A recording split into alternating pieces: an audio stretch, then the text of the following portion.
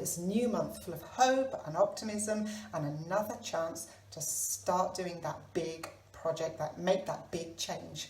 Maybe go for a new job, go for a promotion, start taking your interest to a professional level, or just some other big change in life that you're looking to change and really implement and be consistent about. And why do you want to do that? Because on some level you want to feel better. You think that this thing is going to change your life for the better. But underneath it there's that niggling fear, and maybe it's putting you off going for that job, going for that promotion, going pro, making that change.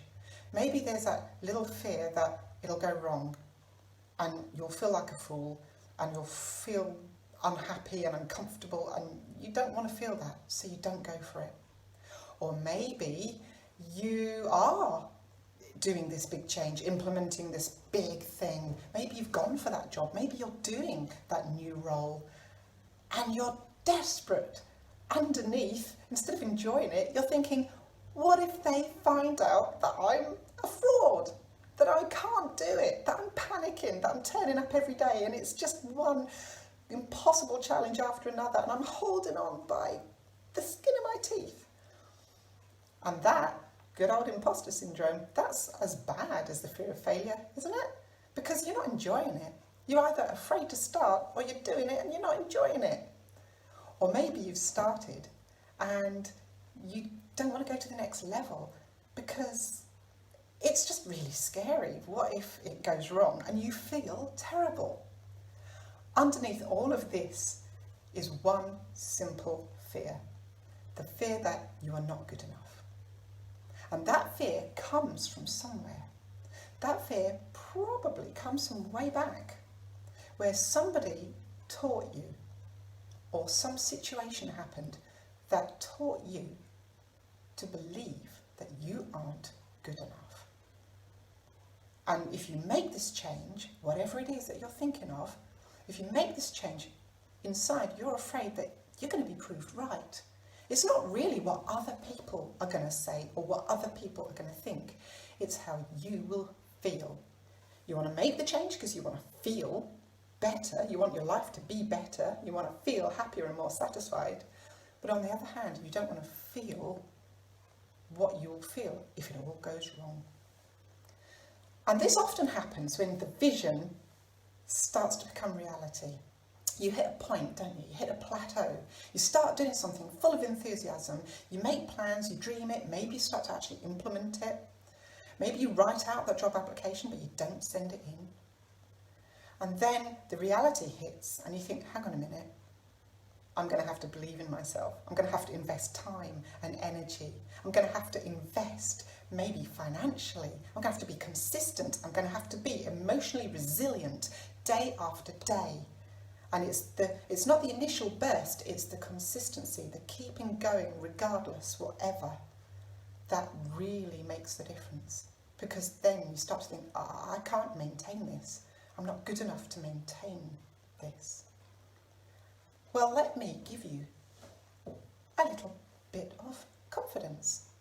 You see, the fact is, if you conceived this plan in your head, first you had to believe somewhere inside that you could. You can't make a change. You can't think of making a change if you don't actually think it's possible. So therefore, if you said, I need to do this, I want to do that, then somewhere inside you knew it was possible.